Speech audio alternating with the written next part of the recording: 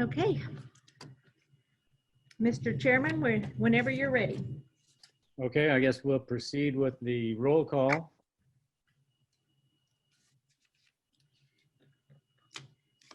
Commissioner Coverly, I'm here. Commissioner Ollie,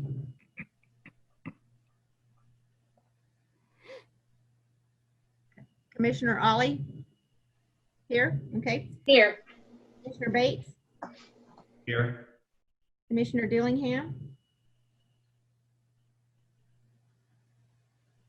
Commissioner Dillingham. I see you there. Commissioner Eller is absent. Commissioner Griffith. I see Jim is here. Commissioner Hackelman is not here. Commissioner Youngman. That's the other one we don't have. I forgot about. Absent. Commissioner McBride. Here. Commissioner Pipes. I see Kevin and Commissioner Stawicki. Here. Commissioner Vineyard Here. and Commissioner Williamson Jennings. Here. You have a quorum, Mr. Chairman. Great, great. Our next item is consideration of the approval of the Charter Review Commission meeting minutes of March 9th, our most previous meeting. Can I get a motion? Motion to approve. Second. Second. All in favor? Aye. Aye. Aye. Aye. Aye. Aye. Aye. I think the ayes have it. I think the ayes have it. Our next item of business is a continued discussion of the possible action regarding Article 6, Section 1 of the City Charter to consider increasing the number of members of the Board of Norman Regional Hospital Authority from 9 to 11 members.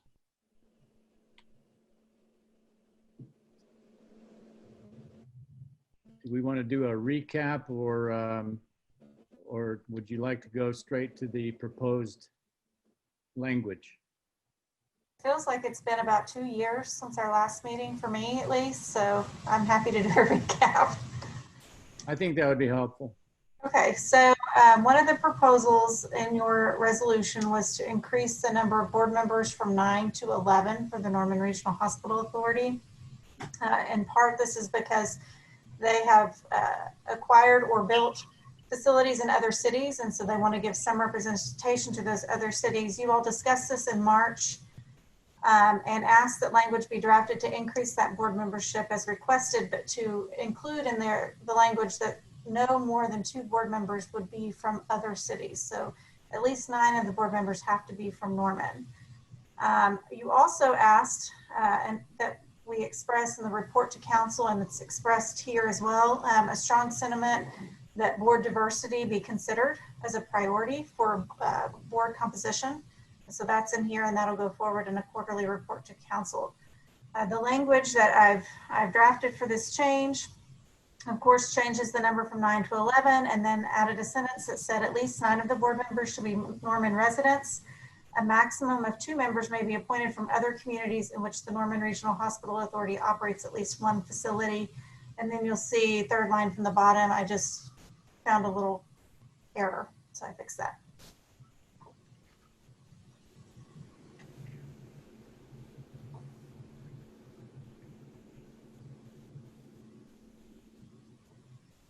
Well, I'll speak up on behalf of Norman Regional. I think that expresses what the board is trying to do by expanding the positions, and I think it protects the Norman situation, the Norman beneficiaries. At the same time, gives us a little flexibility in terms of trying to bring in some voices from other communities that we serve. And so I appreciate the language change that you've made. I do think it expresses what we had requested. And I know we talked about this at the last meeting, but just for the record, I'll mention it again. Both Mr. Coverly and Mr. Pike serve on the Norman Regional Hospital Authority Board. This is not something they get paid for. It was disclosed last time, I think, as a potential conflict. And so just so that's out there, that means they're still able to participate and vote on the item. Right. At least I'm waiting for a paycheck. I still haven't received one yet. Yeah, same here. That's all right.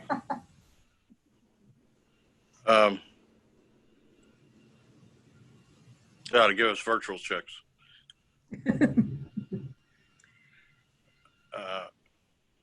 Doug pretty much said it. That's what I was trying to remember what our attorney there said about whether we should recuse ourselves from any vote on this. Do you have an opinion there, Doug? I think the city attorney has expressed her opinion that it has to be a disclosed. A disclosure. We disclose it, but it does not conflict us from voting. Okay. As long as I just couldn't remember. I knew we had. That's what I saw in your memo, right, Catherine? Correct. And Thank the minutes will reflect your disclosure. I mean, it's advisory anyway, so I mean, it's for their discussion and vote more than ours, but Right. eventually. So anyway, I think Doug summarized it pretty well. I do want to point out, remind you that if this passes, you're going to have to rewrite the trust document. Well, there could be an amendment to the Make trust amendments. document. Yeah. If need be. Well, the trust document specifically states what size the board is, so it will have. I understand that. And as well as there will have to be a few ordinance changes because there's a couple of ordinances that also have to be cleaned up, and because it references a hospital board or hospital management board and specifies a certain number. And so there'll have to be a few cleanup items if this were to pass. That's only been a 20-year project. 75 years, actually.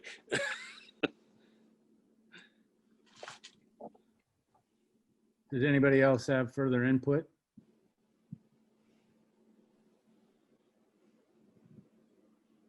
Not seeing any hands raised. Are you ready to vote on this item? If there's no other input, then let's put this to a vote to use the language that Catherine just submitted to us and that Commissioner Coverly affirmed. Would you like me to do a roll call vote, Mr. Chairman? Do you want a motion? Oh, yeah, we need that first. That'd be nice. Might oughta. I'll make a motion to approve Catherine's language changes to the charter. Second. Second. Those in favor? Aye. Aye. Aye. Aye. Aye. Aye. Aye. Those opposed? I think we have success Okay, on that item. Richard, I would like to, if I could, I'd like to request from Catherine that for the presentation that I give council on this particular item, will you please include the changes to the trust document and any other like ordinance changes that might have to be made subsequent to it? Sure. Thank you.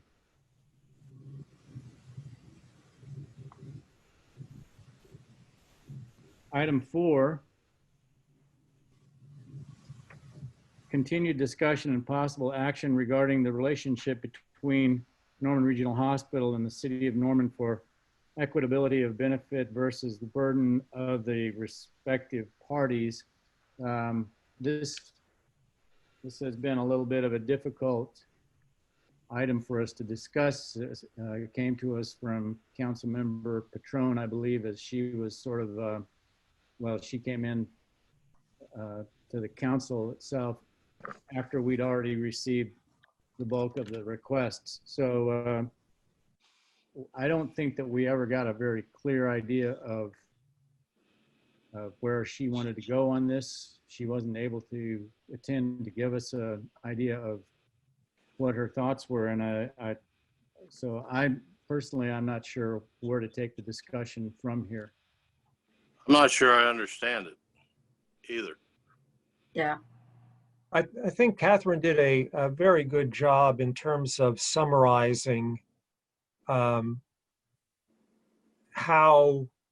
the hospital came into being and how over time it was taken from a city or municipal governmental entity into a private trust or a public trust for the benefit of the community. But the main benefit, as pointed out by Catherine, was the city no longer had to operate the hospital.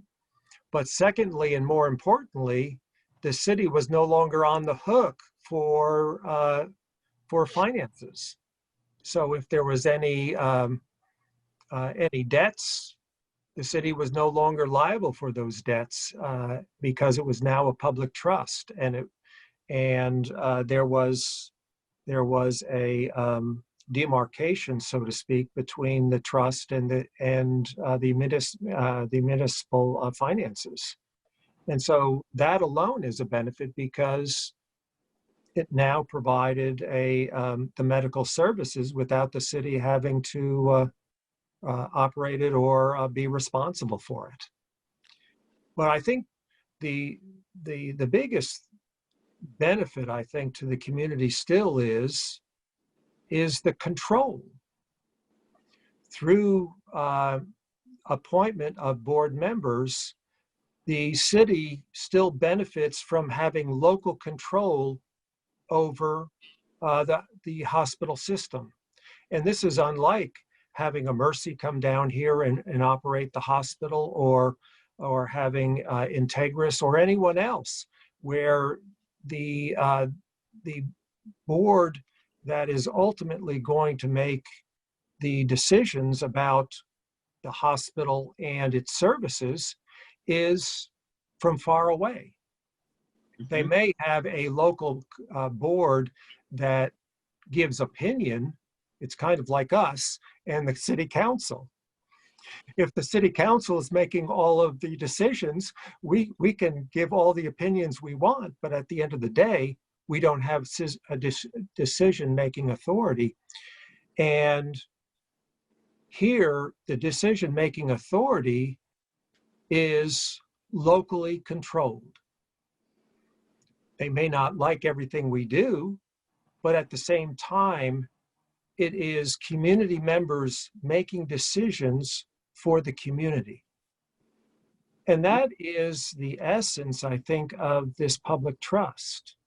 We're providing medical services for the benefit of the community, and we are very cognizant of community needs. And the mayor and the city council have the opportunity periodically to change the face of the board through its control of appointments. And so I think that is an additional benefit that can't be ignored. It is a tremendous benefit, quite frankly, when you look at systems that have operated throughout the area where control may be in St. Louis or maybe elsewhere. And the dollars go up there too. And the dollars don't go to my pocket as chairman of the board. Right. But but go back into the system. It's every dollar of profit that is made, and right now it's only about 1.9% or 2%, go back into the system. And so from that standpoint, I think it provides a tremendous benefit to the community. Mr. Chairman, Thank you, Doug. as well at the last meeting, I know it's been a while, but Commissioner Coverly provided highlighted a report from the hospital that kind of talked about their benefit to the community and some of the other programs that they are involved in that you asked at that time for that to be part of your next report to council. Yeah, that's correct. I'd at least like to submit copies of the PowerPoint presentation that Commissioner Coverly presented to us, just so that the council has the benefit of all of that information. I think that's probably going to be helpful to them in, in knowing how we discuss things.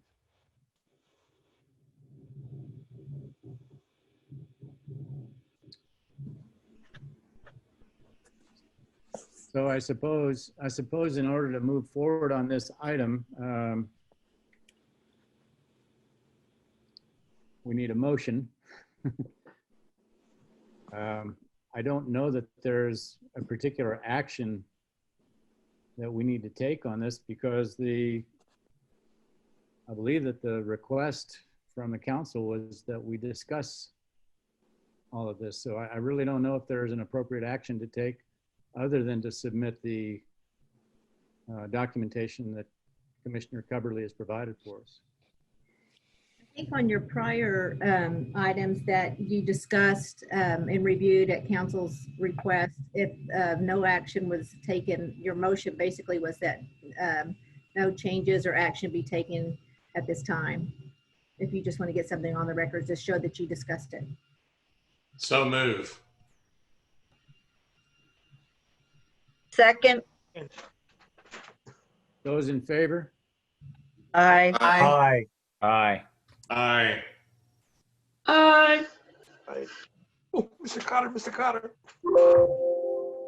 Opposed? Unanimous. I saw everyone's hand. Item 5 is discussion regarding Article 16, Section 2 of the Charter, requiring the City Council to consider a resolution calling for a vote of the electorate to increase city utility rates under certain conditions. For example, upon finding a financial need after a review of the utility funds and their monetary sources by the finance director, or upon the recommendation of an independent elected utilities board. I believe that Mr. Comiskey is here to give us a presentation in that regard. Yes, I am. Thank you. And I'm going to try to share my screen here. Can everybody see that? Yes. Yes. Way to And go. just to go over briefly, everybody knows what the enterprise funds are, but they're the ones in the utility department are water, sanitation, and water reclamation. And I'll just go through our history with rates. So the water fund, kind of reading backwards, going from the bottom up, we're trying to get before the council to have a water rate vote in early 2021, hopefully in January. I don't know if that will happen, but we desperately need a water rate increase. Our last increase was in January 2015. It passed by a significant amount. We've had usually good results, 67%, but it's been 6 years since we had a water rate change. That's difficult to run a utility and to think ahead and to do big capital projects. Any of these utilities are capital intensive. So that's really, it's not that we just need money to for health insurance or the chemical costs. These are really big capital items throughout our utilities that we need. And then before that, it was We did have a failed vote in 2010. I don't know if some of you remember that. That was the first time we tried to put a water and sanitation rate at the same time in front of the voters. I don't know if it was just, and additionally, that was the first time trying to ease into not having to wait 5 years or 6 or 8 years between rates. We proposed a 3-year rate increase. So instead of having a rate shock of, every, like this is coming up here, 6 years and have a big increase, the proposal was for a water and sanitation rate increase, and it would be spread over 3 years. Obviously that didn't go over well, or we didn't explain it well, but that one failed. So here's where our water rates are now for 10,000 gallons. That's a pretty healthy amount of water for a residential customer. But again, it shows you that we're way below the average. And we always compare ourselves with these cities. We've done this ever since I've been here. And I don't know why we picked these cities, but those are the ones we compare ourselves to. But you can see we're significantly below. There's only 3 of the 15 cities that are below us. And most of these cities change their rates at least on an annual or biannual basis. So our sanitation fund, we're doing really well on our sanitation fund. Our last rate increase was 2011. So it's coming up, it'll be 10 years since we had a rate increase. We really desperately needed that sanitation rate in 2010, the one that failed with the water rate. So we went right back immediately in 2011, explained our position better, and got a rate increase from our customers. And here's where our sanitation rates stack up. We're a little bit on the high side perhaps, but the CR is for curbside recycling. Not everybody has curbside recycling, and those that do, we're actually a little bit on the lower side of average compared to the cities that offer curbside recycling. Our water reclamation fund, previously our wastewater group, our last rate increase there was in 2013. Before that, it was 10 years prior to that. We do not anticipate a rate increase in either the rate increase needed for either the sanitation division or the water reclamation division. I believe some of you were around in 2001. I wasn't, but that really helped set up the water reclamation facility and what it needed to get done. It was a $5 sewer maintenance fee. So we have a $5 and exclusive for maintenance. So you can't borrow against it.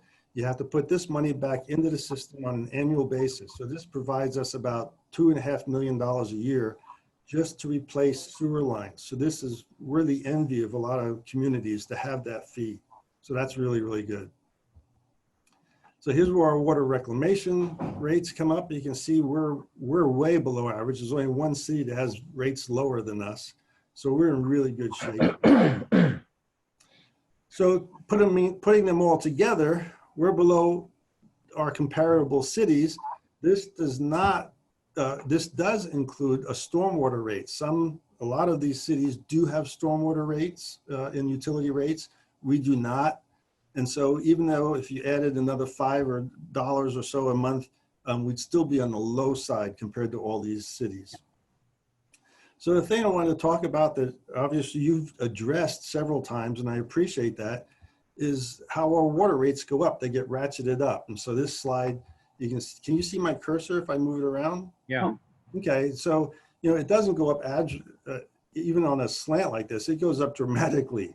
Yeah. So in 2015, we jumped the water rates up, and then now hopefully in 2021, we'll jump them up again. So if you had a slower increase, you do this, the gold line, but more importantly, just looking at this newest proposal that we want. Here we are at 2015, the rates stayed the same. They're gonna be the same until hopefully 2021. And we'll need about $4 million from our residential customers. And so this causes, as it always does, rate shock. Our customers thankfully have been listening to us, and we make a good enough plea or good enough analysis of the rates we've had before and how we use them. But this is a significant increase. But the piece that's interesting is that the area under the curve between here, we could have collected over $13 million during these 6 years, just to, if we would have done it on a slow scale like the gold line. But Yep. even more important, we really, if we would have collected even close to $13 million, we wouldn't need this $4 million in annual revenue now. If, Yep. if you go forward to what I'm going to talk to the council about, there's two really major projects coming up. One is a requirement for the DEQ, Department of Environmental Quality, and that's about $14 million. We're gonna have to blend all our wells, or we're gonna have to chlorinate each one of our 40 wells. So what we wanna do is blend them all together. That's about a $14 million project. Even if we bond that, which we intend to, that's about $1.7 million a year in annual money we need from our customers. If we would have collected even, 80% of this $13 million over this last 6 years, we could probably reduce this $4 million request that we're doing now to about 2.3 million. So we'd be in this range here.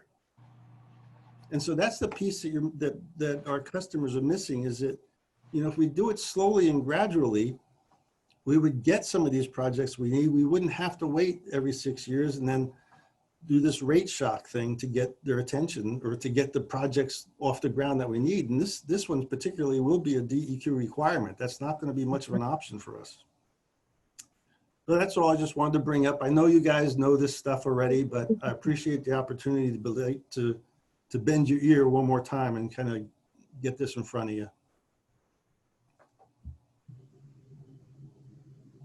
Thank you, Ken.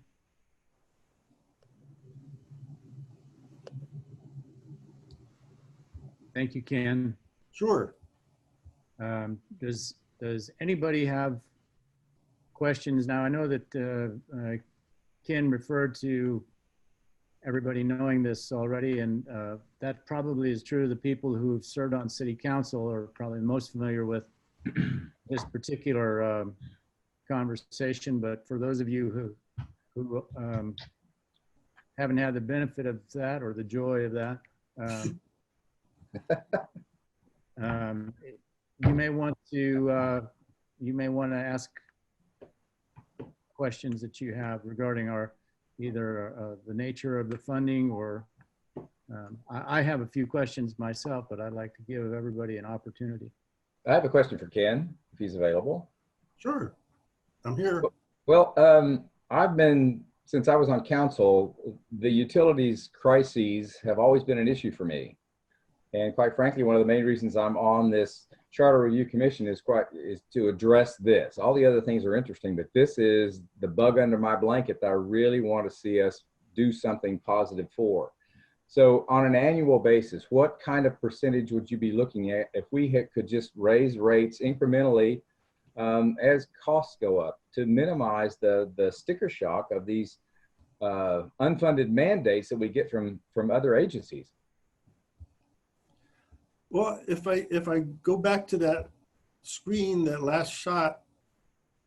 Sorry. Go ahead.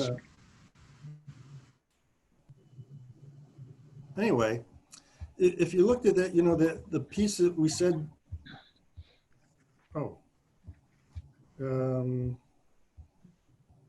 this. Right now, we're going to ask our customers for $4 million. This increase over this 6 years to get that would have been 4% a year. And that's a pretty big increase on an annual basis. But the point is, that would have provided $13 million.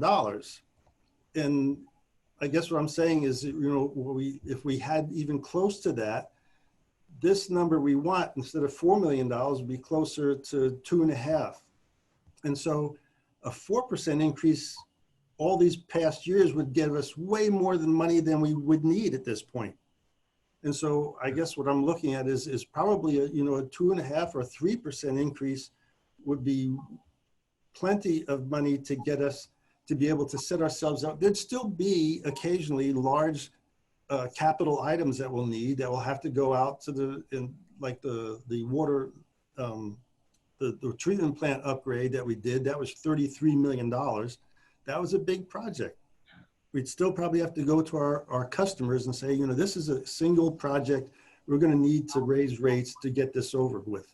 But some of these unfunded mandates, even these big $14 million things, we could plan for them, and with a slower increase, we would have essentially able to save up or provide enough money to get these projects done. Well, quite frankly, that's 3% is what I had in mind that I would like to bring to the council, and so that we could have, you guys could deal with just cost of doing business.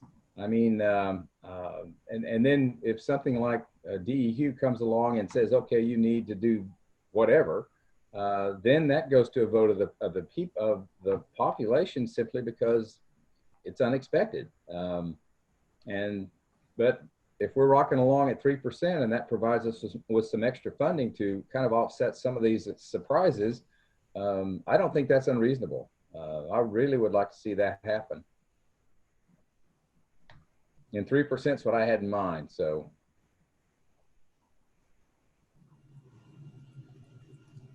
I'm done. I'm raising my hand. Go ahead, Carol.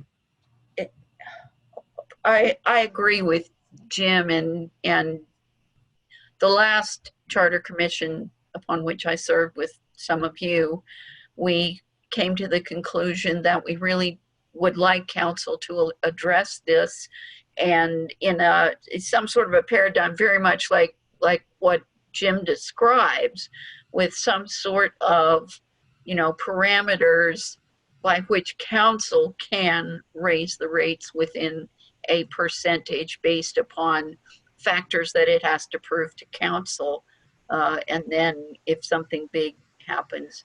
But it has great legs in this room, and then half the council needs to get reelected any given, you know. And it's a terrible problem to get them to pull the trigger to vote on that charter change. But it needs to happen. I am, every single year, utilities are one of the things that I look at constantly, and I am just so impressed with Ken's ability to do his job year after year after year after year under these conditions. So thank you, Ken. And I think this needs to be the commission that really gets after this, because it's too hard on the staff. It's too hard on the citizens, even though they really don't understand it. And we need to address it. Yeah, unfortunately, it's always been so political since it was restricted way back in the day, and I don't know how the present circumstances are going to pan out with the council and everything, but I kind of tend to agree. I mean, those of us that sat on the council and on all these different committees over the years, it's like this ought to be something that is almost ministerial, you know. It just takes care of Ken's needs until we have something that doesn't, you know, the incremental increase stuff. And it's not very modern. So the fact that we're I think the only city that's got this still in the state. Well, it makes good business sense. I mean, I certainly don't have to get an approval vote from my patients to raise my fees. I mean, when my costs go up, I don't have. Yeah, we know about that. Yeah. Yeah. You have a question, Ken. Raise his fees just that, you know, you got to raise the cost of his sandwiches and chili. I mean, he doesn't say, hey, folks, I need this. I mean, you just do it. And the services that, I mean, it just doesn't, it flies in the face of reason to me that the services that Norman provides this community, we have to go hat in hand in begging just to keep services as they are, to keep them from going into the toilet, pardon the pun, but we really got to work on council to get this passed. I mean, it just makes sense. I know there's going to be a lot of citizen outcry, but they have to appreciate it's just business. It's just common sense. Brian? Sorry, rambling. Thank you, Bob. No, I think a lot of what you guys have discussed makes a lot of sense. Just obviously, I haven't served on council, and so my question might be a little novice, so excuse me if it is. But if we do this and this gets approved, this money can only be used for those purposes and can't be part of a general budget and pulled out and used in other places, correct? Yeah, that's the good thing the council did way back when, is these enterprise funds are separate businesses. All right. We can't even use the sanitation money and wastewater. We can't use the wastewater on water. They're individual businesses. Great. That would be my only concern, is if that wasn't pigeonholed in that nature, like it sounds like it already is. So thank you for answering that. Yeah, that's my impression. Question. So my question for you, Ken, you said that other cities either annually or biannually increase their rates incrementally.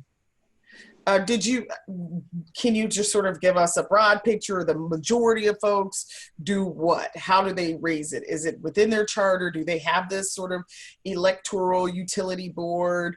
Do they send it to a vote of the people? What are most cities that are comparable to us doing to raise it? And then my second question is, when we talk about this sort of incremental raise, and I get you, Jim, when you say, look, my bills go up, then I pass it on to the consumer. But at one point, we certainly don't want to be regressive. We don't want this sort of tax to attack the people. In a given year, can you tell me just sort of the average of how much it increases in those communities that are comparable to Norman? Boy, that's a good question. First, let me start. The first question first was, how do other cities do it?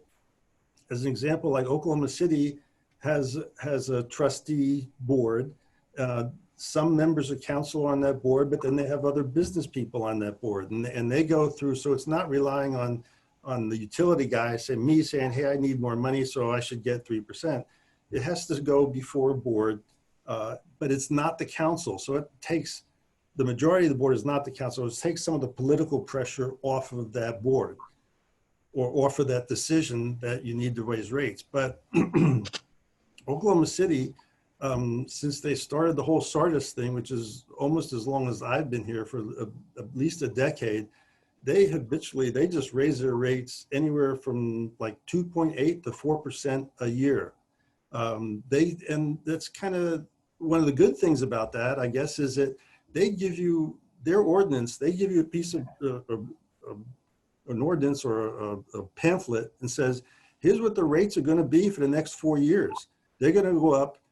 Like I said, usually it's at least 2.8 and sometimes as much as 4%. But businesses that use a lot of water, or any of their customers, can see for the next 4 years, these are how my rates are going to go up. It's not a shock. It's not, you wait until 6 years from now and then you get slapped in the head with, oh man, I need a 20% increase. So that's kind of the good piece. But back to I think the other question is that it's not such a bad idea to have an independent board that either allows the rates to go up through this board, or at least the board would then recommend to the council. So you're not just relying on me, although I trust me, but other councils might want professionals or business people or somebody to mix to say that we're doing the right thing.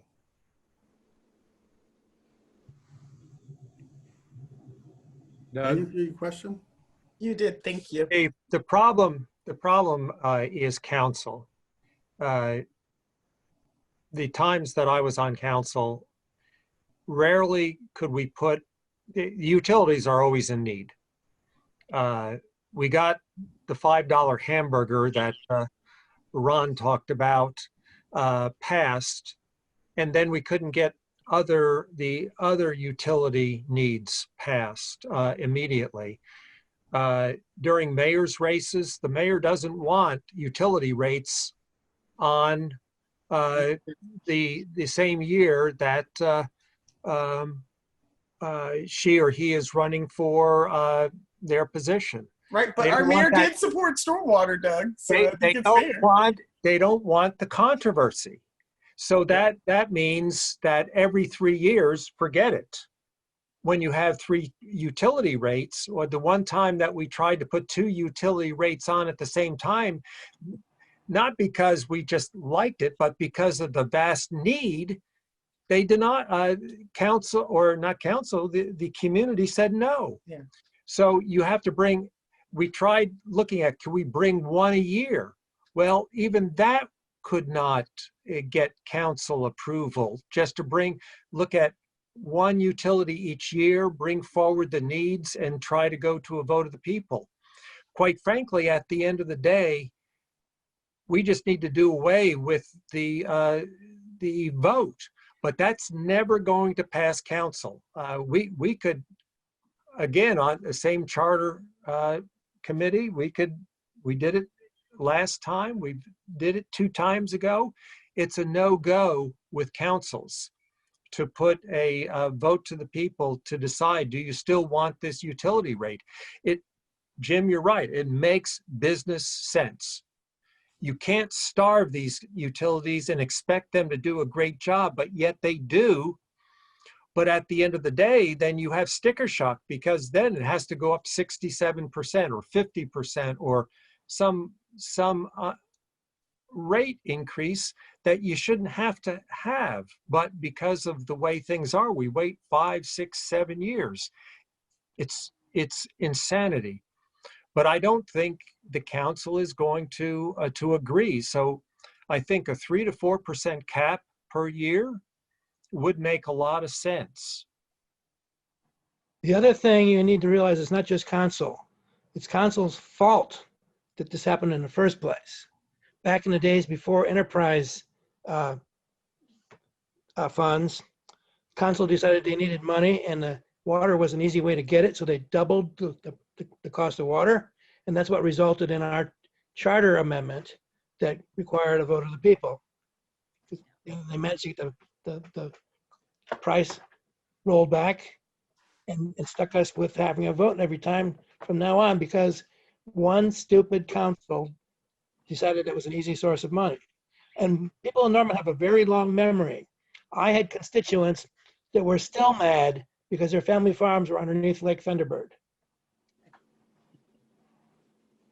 Bob, I don't know if you know, but Aisha has been raising her hand in the participant box, and then Carol also raised her hand next.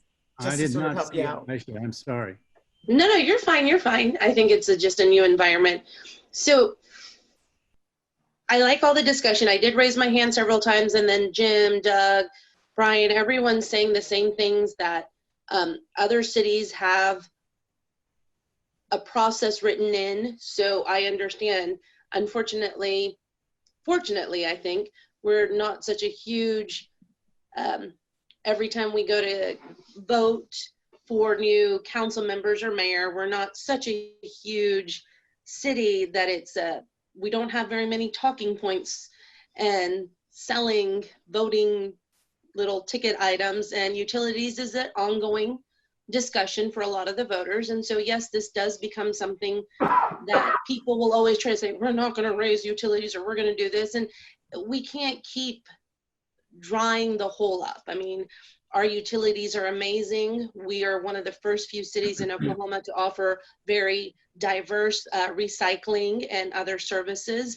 They're very courteous. They come back if they miss something. And so I think if we do take this to council, and we've seen this in the past 4 or 5 months, I'm not going to say, well, I can just say the auditor is a case where we gave recommendations to not move forward on this, and yet council has the capability of bringing something back and putting it back on the agenda and voting forward. So my concern is not as much as, I think we hopefully will agree that we need to move this forward and make a charter change, but it's more, how do we stress and communicate to council, and whether they change in the next few months or they stay the same, that this is something viable, that our city is one of the lowest charging utility functionalities, and we have very diverse needs, and we offer a great deal of services. So this charter commission has really, discussed and thought of and come wholeheartedly with, we should make this change. How do we ensure that we communicate what we feel? That's my biggest concern, that if we all agree to this and we put it in language, how do we, Bob, is it the presentation we make to council, or is it how we word this? I mean, if we were to want to push forward a change, how does our thoughts, our opinions, our discussions, our time spent on this commission really going to impact a change on the charter? I guess I asked you, Bob, or Brenda, or Catherine. Well, let me jump in on that, because you pulled exactly together what I've been thinking, that this isn't a problem with should we do it or how do we do it. It's the politics of this, and that's the bigger problem. We need to make this something that is a campaign with the voters this is all about citizen education.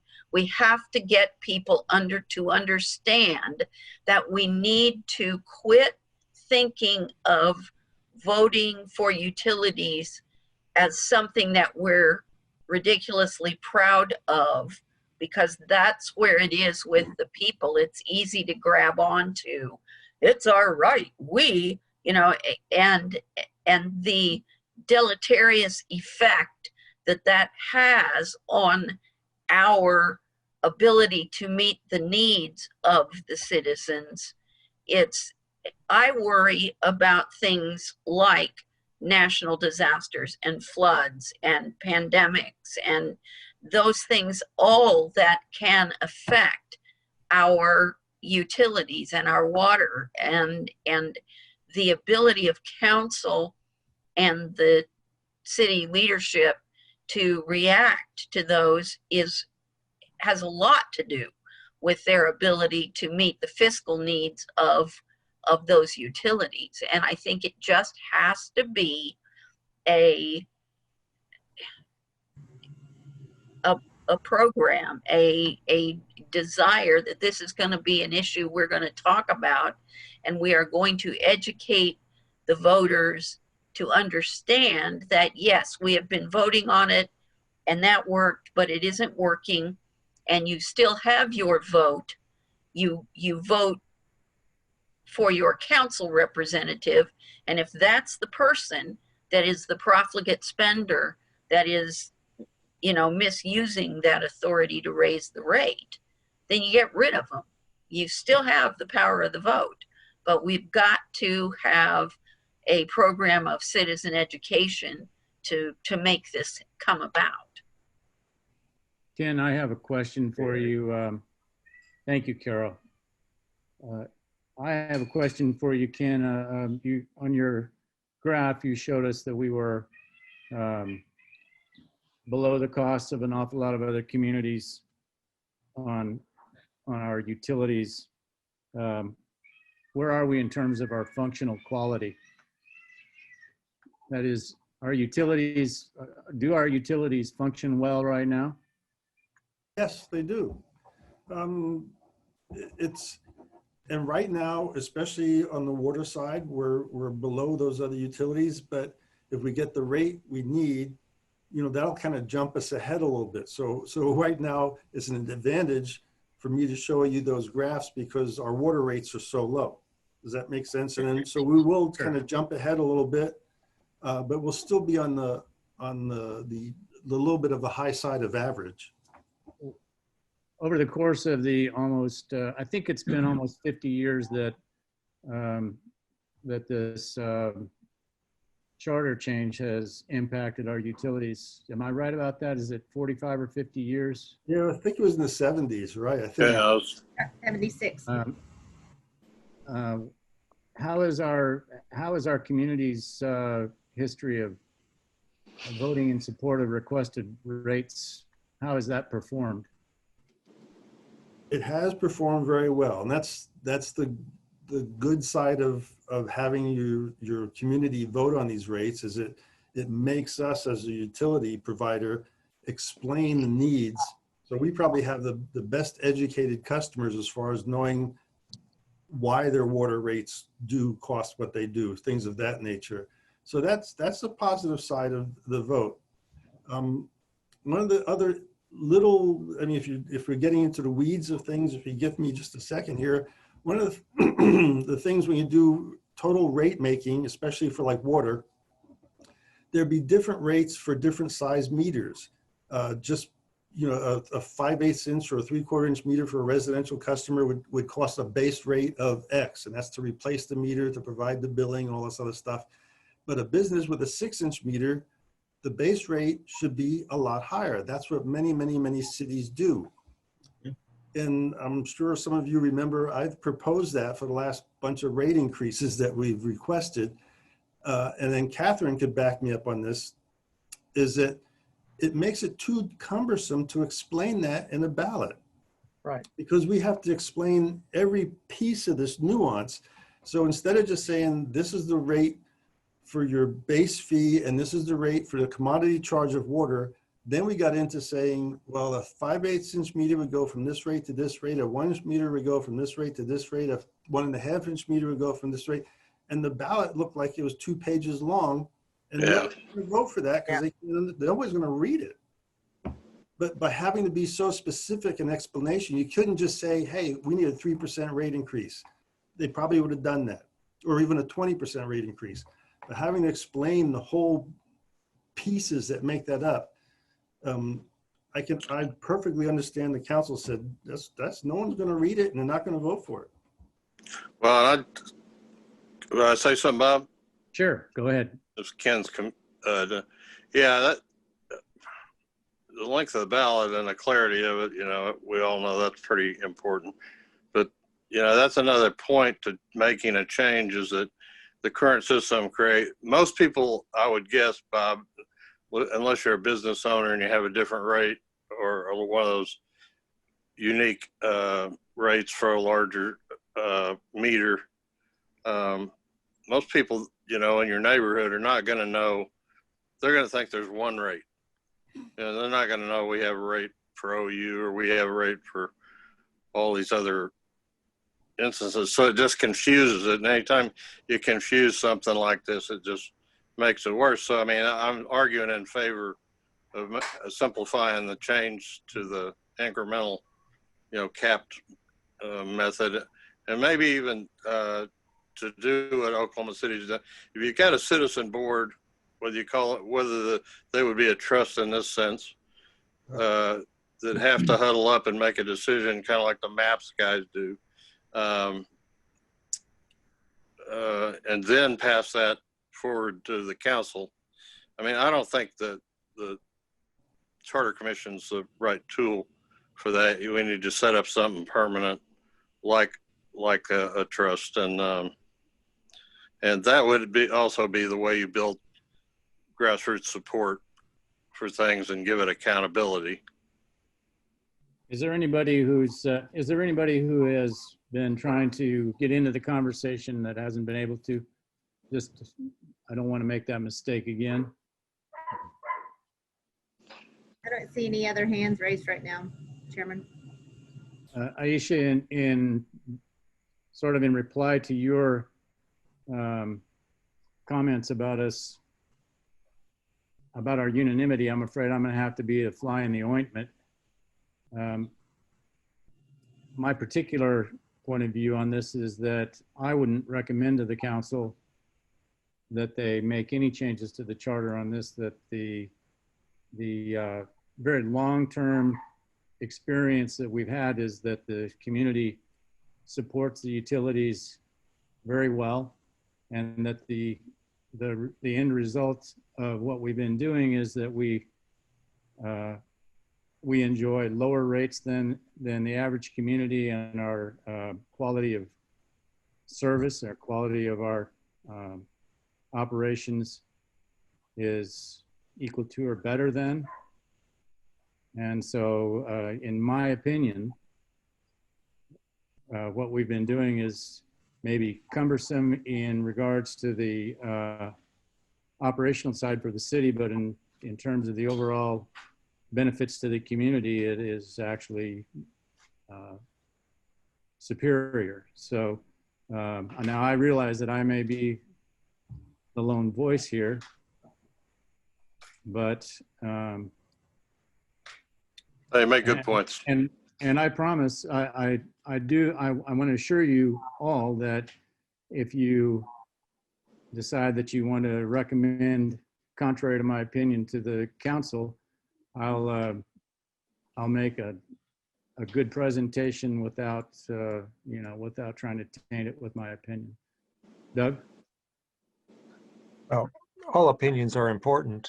I quite frankly believe that we should have more like Oklahoma City, a citizen board with a few council members.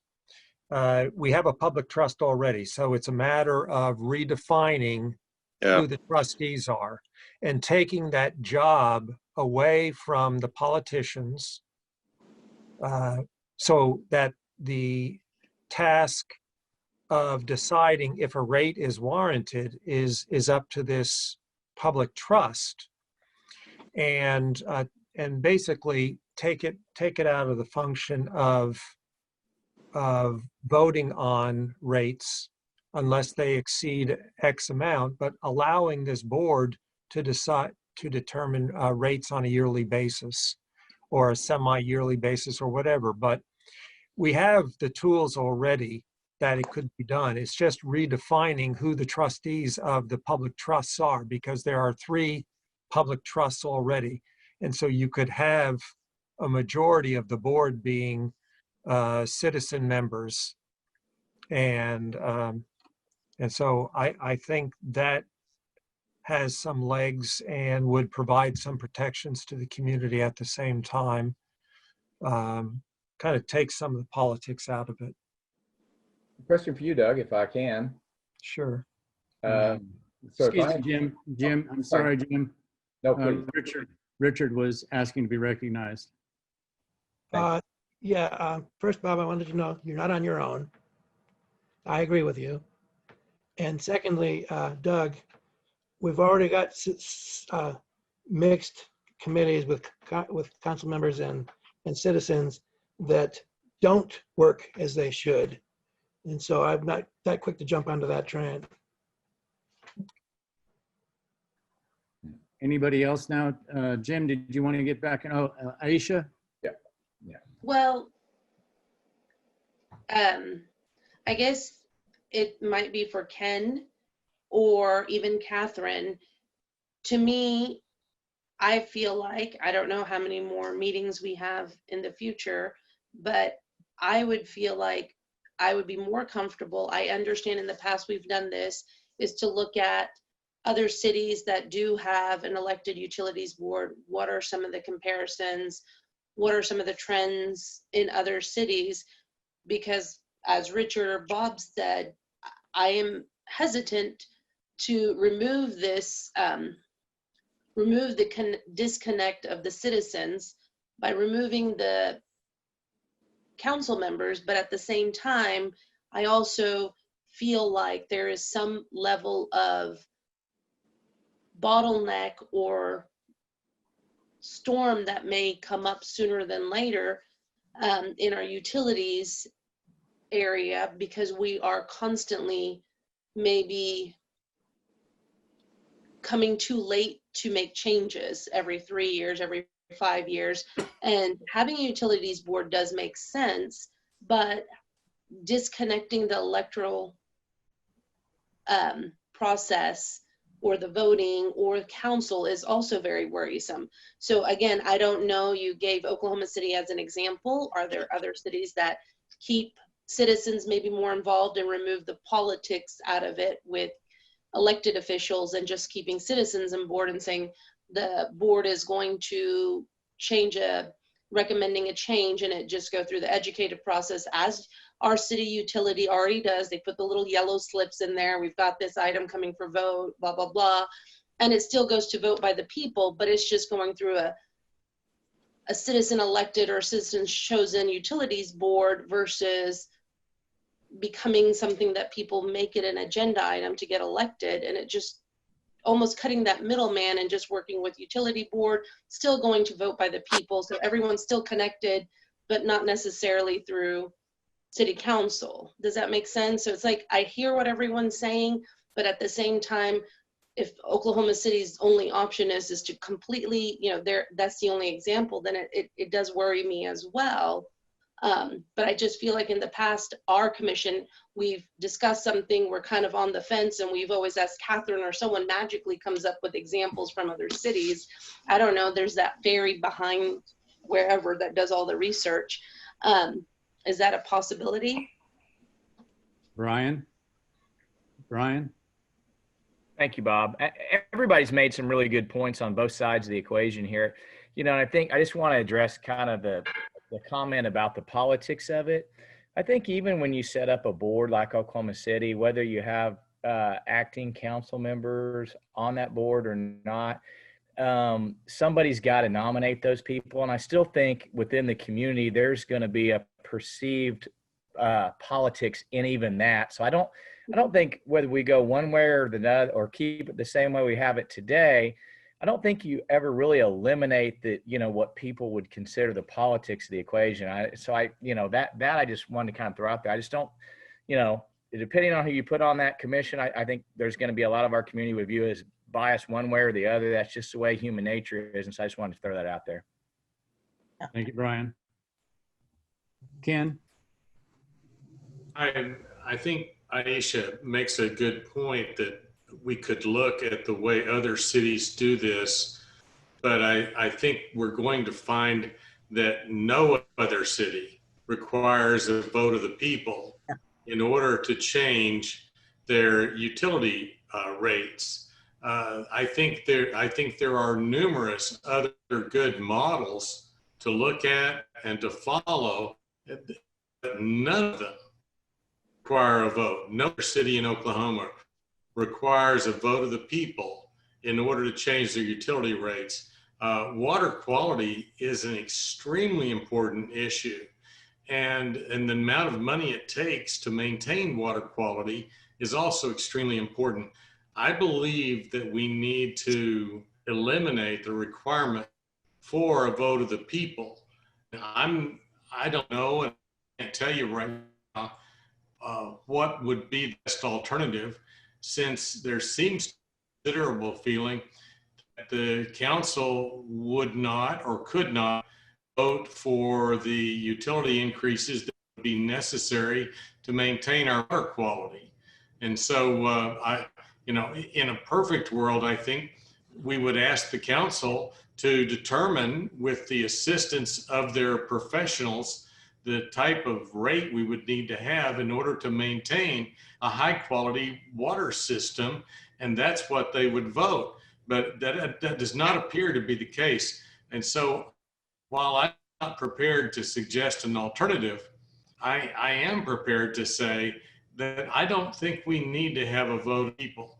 I think we need to represent to this is exactly what we elect them to do. Right. I would agree. Ray, do you have anything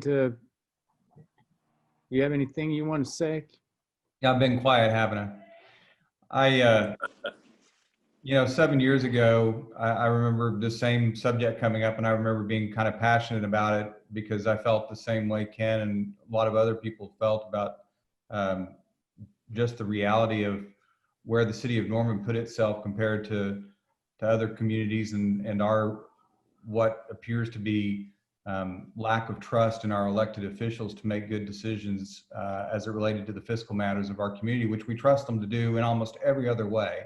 So we create a situation where something as vital as our utilities become a political football as opposed to doing what's best. And I get Bob's point too, that, you know, hey, in the end it's worked, so why mess with it? I see that argument, but I guess my energy got kind of knocked down when I realized after we went through this whole debate that the city council wouldn't take it up, really, because it is just such a political pothole to deal with you know, taking away the right of our voters to make decisions. I mean, it's hard to push forward. So you know, frankly, I've been quiet because I haven't had a whole lot more to add that I thought would be meaningful. I still continue to support the concept that our city council or some group therein ought to be making reasonable decisions as it relates to our water rate, all of our rate structures, and it shouldn't be a political issue. So if you want to work on this for another month and come up with another way to package it, I think Alicia's point's really good because, you know, at the end of the day, if we can't put forth something that sells to city council, it does remind me a little bit of, I'm a little frustrated over the whole auditor situation. I don't mean to bring that up, but it's like, you know, at the end of the day, what good is all of this if we can't get the city council to, you know, to take up our rationale. So I don't know that was a helpful comment, but that's what I'm thinking. Yeah, I appreciate that, Trey, and I do think it's helpful. Whatever my opinions are on it, I think that the political reality is that, and this also goes to your question, Aisha, about what kind of presentation can be made. The only way that this is actually going to ever change is for a unanimous council to be willing to risk their political seats. Half of them would have to be running on the premise that the public should give up their right to vote and leave themselves extremely vulnerable to not being reelected. The council itself would have to be that convinced that this needed to be changed in order for there to really be any chance for it to change. It's just a very difficult sell to get out there and tell people you want to represent them, and one of the things that you're going to recommend to them is that they concede their right to vote, and that I just don't see that happening unless there's just an entire council that's willing to fall on their sword. This one's done pretty good. Sorry. I think hey, Bob, I'm sorry. Go ahead. No, Jim? that's right. No, I just think the frustration for me is in my short term on council was it's always the utilities department is crisis management. It's always crisis management. And yeah, we've been lucky so far that things are bad enough and they're going to get so much worse that the citizens, okay, well, we have to do something. It would be great if management of the utility rates could be done on an incremental basis. And I would certainly think that when Ken sees the need for a modest rate, it goes to the council. I mean, there's the voice of the people. If those rates can be go to the council on an annual basis and say we need 3% and this is why this is what our costs are going up or whatever it is, and so we need this rate increase. The voice of the people is the council. So let Ken make his presentation. Let the council decide if that rate increase is reasonable, and have citizen input from constituency say, hey, yay or nay, or. But anyway, that was kind of the method that I had in mind for all this when I supported this. The remaining question before us, I think, comes from Ken, and that is, would you like to have the staff do some research on some other methodologies that we could look at and make a recommendation to council that might be convincing enough for them to advance these ideas? And this is a very real question, and I don't take the reference that Trey made lightly, the reference to the auditor position. Do you think this is a worthwhile use of the staff's time to ask them to do this research? Can we come up with a result that actually moves the needle for them? I'm certainly willing to spend another meeting discussing it. no objection to that whatsoever. I think it's a good idea from Ken. I'm for that. I agree with you, Bob. I think it definitely, given the gravity of this and the effect it's going to have on our community, I think it's worth at least one more meeting to discuss it. I agree, especially given the fact that, you know, we may be suppressing folks' ability to vote on their utilities, and that to me does feel sort of awkward.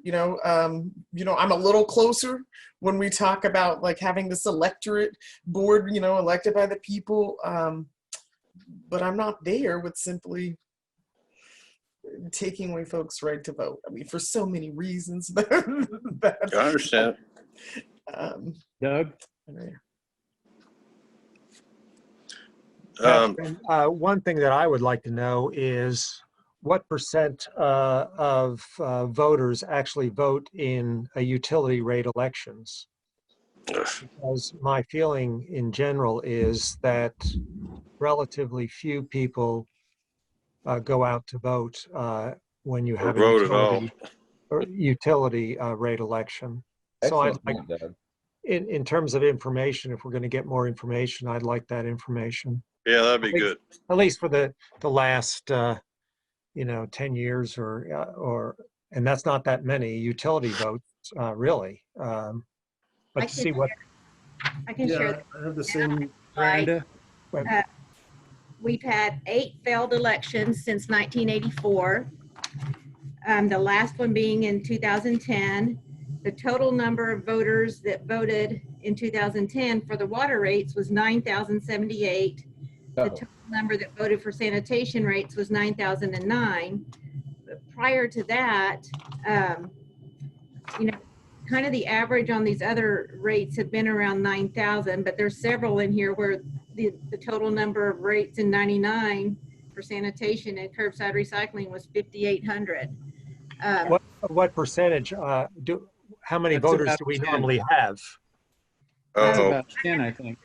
I could do some research to check what we had back then. I mean, right now, for instance, we have a little over 72,000 registered voters currently. Oh my. So maybe 20% of the voters voted in 2010. If we're lucky. Yeah, not even that, I don't think. No. Yeah. So when we're talking about potentially taking away the vote, we're talking about 80% of the voters don't vote. And so 20% of the voters or less are determining the fate of any one utility election.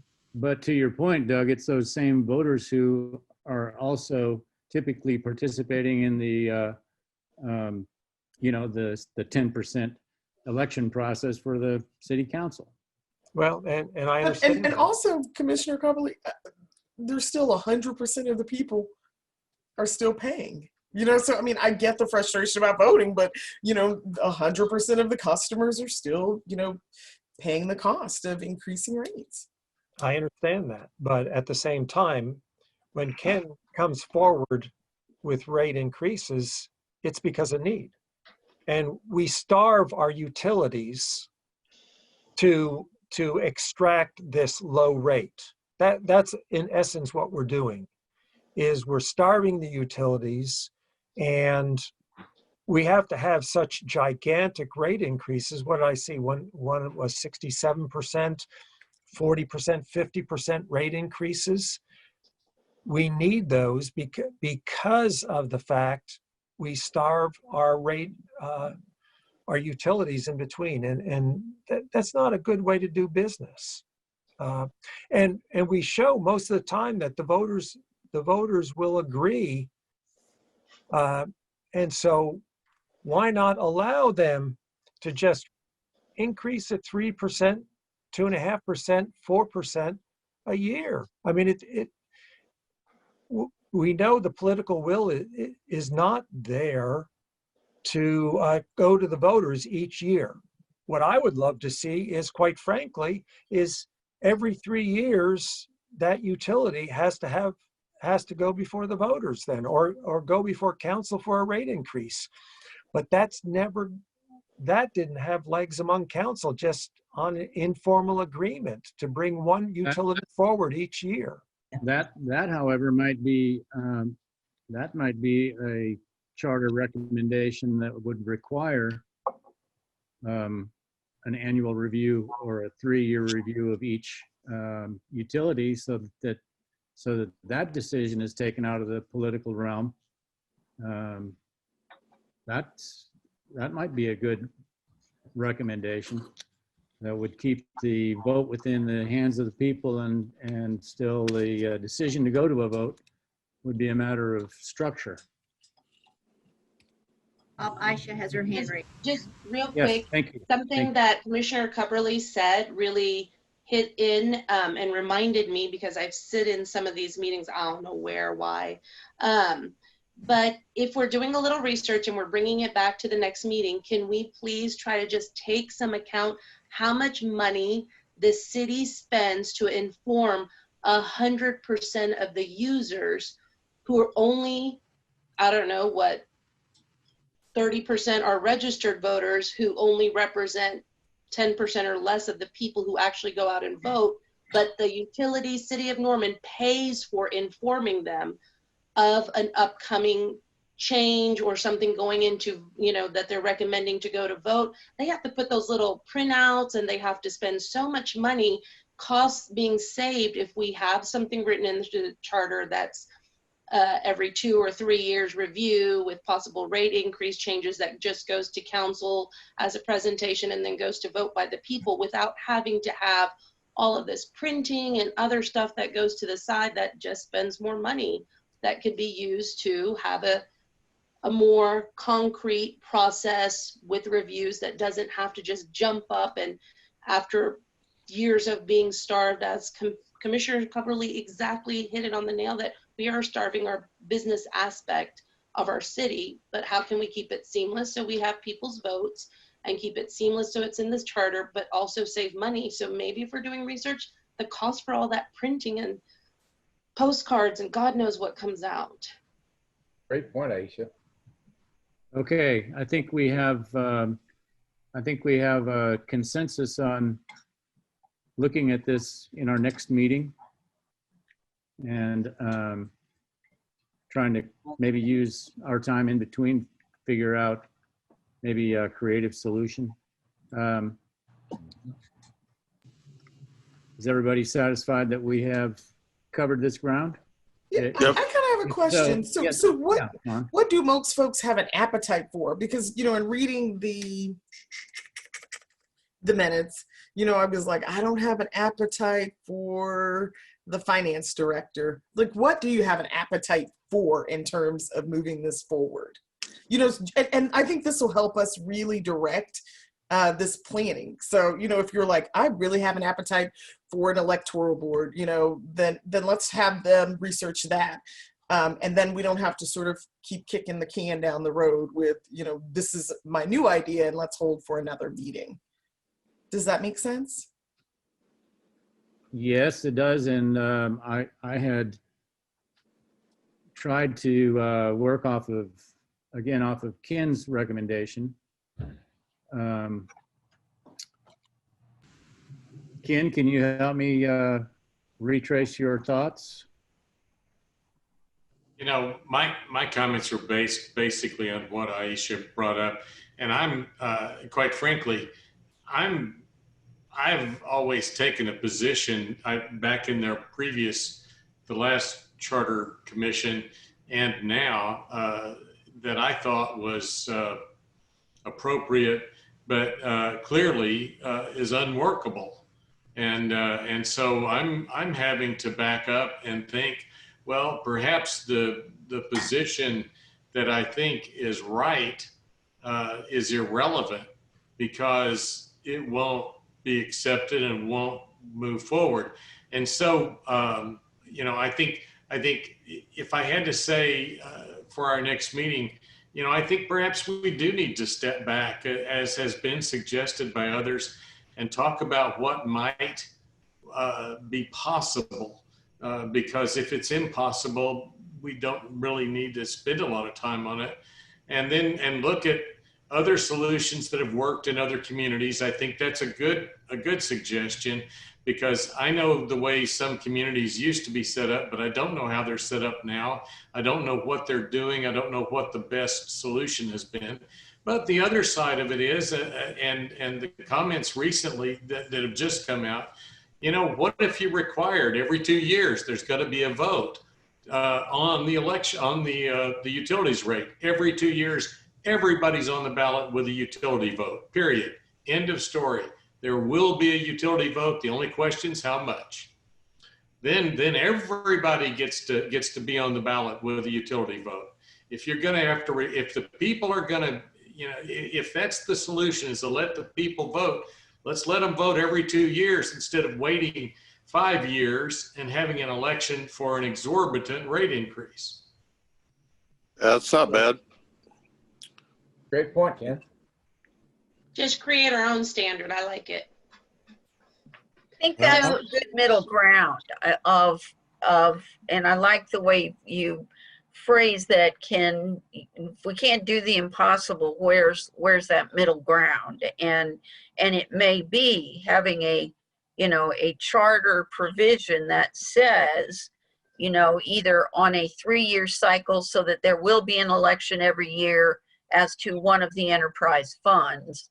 And unless the utility director says, I don't need any more money this year, so I'm willing to bet that that this fund can go 3 more years, then there would be an election. And I mean, I think to the piece about the cost of the promotional materials and the educational materials, as well as the cost of an election, which is not inconsiderable. Right.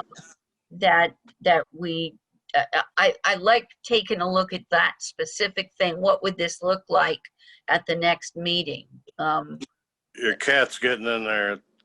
Yeah, she's very interested in this issue. You're cool. You're cool. Now, if we have, to Ken's point, if we have 3 utilities, might it not be useful to visit a utility each year, and that's going to land on every council election. That leaves no one any any refuge. But it's in the charter, and that's what it is. And if we do that, what we are going to be approaching the people with is the idea not that the people need to be disciplined, but that the city council needs to be disciplined by the charter. What a concept. What a concept. Well, that might be easier to sell. Well, Bob, can I say something? Sure. I appreciate all the good discussion on this, and some of us have been through a few of these, but especially now, you know, once people get the right to vote on something, and I would tend to lean on this myself, you know, they don't like it to be taken away from them, and it doesn't matter what it is. And I think that's true for all Americans generally. But then there's a question, and I know it's frustrating when you send recommendations to them, but I'm not sure that our job is to figure out the politics before we send it to them completely. You know, that this is an issue that deserves some meritorious discussion, because it has to do with, you know, whether the toilet's flush and the faucet's open and all of that. And quite frankly, this is some of the most important things we all want a city government to do. So, and this is, you know, I'm not optimistic that anybody's gonna, I mean, I'd agree with you that the population, no matter how many of them vote or don't vote, are not gonna want to give up that right unless there's some way to change it a little bit. But, you know, when we send these things they're asking us for our educated and sometimes semi-educated opinions, in my case, based on experience and best practices. So when we have our next meeting, that's what I think it's already been said. want to see if Ken can come up with some more best practices of how to structure the mechanics of the governmental decision making leading to an election or not to have an election. And can I ask for one question as well? And when whoever does the research, can you just share with us like the communities who are obviously doing the best? You know, where the air is fresh, the water's clean, and those spots. You know, I hate to put it to more, but I'd prefer not to see more on the list. But the places who are quite successful, to be honest. And that you know that they sort of follow that gold standard, that there is some evidence base behind what they are presently doing. I hate to put it out there. I see you laughing, Aisha, but you know, we were all thinking it. Yeah. Trey? Yeah. Trey, you want to say something? Also, you know, to one of the things that I think makes it great, and is a point that Bob made earlier, which is, you know, who is good at keeping their rates low? I mean, the fact that we are at the low end of the spectrum, in my mind, given the quality of our utilities, is a success story. So I think that outcome is something that's right up there with the quality of the services, is how we keep those rates in check. So, right. Okay, so I think that for our next meeting, what I understand, thank you, Trey. I think what I understand we're asking for, Brenda, is we do want to see some comparisons. We'd also like to know the sort of the tertiary costs of putting an election together. And then I think we'd like to see some sort of language that would result in a required series of elections for utility rates. Can we add the voter turnout? Absolutely. Historical? Yeah. Just so we have that as Yeah. Bob, justification. Bob, Who would is it be that? out of, yeah, this is Jim. Yeah. Question: would it be out of line to add some other representative cities other than Oklahoma City and how their processes for raising utility rates? Yeah. Just to see some other cities that other than OKC. Yeah. That'd be helpful information. They're obviously successful at raising rates whenever they want. It's just, what is their process? Even regional cities. Well, I think outside that's the fine. state. I think that's fine. I would like to try to keep the research burden as tight as possible for the sake of the staff. Sure, understandable. Ken's presentation had quite a number of cities listed, and I don't object, Jim. I just want to make sure that we don't burden the staff with. And Bob, what I was thinking, that there's perhaps too many cities there. You know, like I don't know that we're measuring apples to apples and oranges to oranges. You know, which cities would we like to emulate? Which cities, you know, are really following the sort of best practices and evidence-based guidelines. So I'd just like to see fewer cities than we saw, and that are similar in size. So, you know, when we compare ourselves to Tulsa or Oklahoma City, you know, the population base is different, and even, you know, in some ways the structure of their city, you know, happens to be different. Catherine and Brenda, you guys, I forgot what the topic was, but a few months ago you had like a list of 3 or 4 cities that we were always comparing to. Maybe if that was shared with Ken, I cannot remember, but I knew like Stillwater, College Town, and we had like 3 or 4 cities we always did a comparison chart with. I can't remember the topic. I don't know where my binder is. Use benchmark cities that are other college towns, Big 12 towns, things like that we could look at. Something a little more similar to Norman. Okay. I'm pretty pleased. Thank you, guys. Okay. Chip's retiring in a couple of weeks, so he's just like, bring me all the assignments. I'm not gonna be here. So his replacement or his interim replacement and I will work on this research. Okay, I think we've covered that topic for this evening, and that's our last topic of discussion rather than the miscellaneous discussion.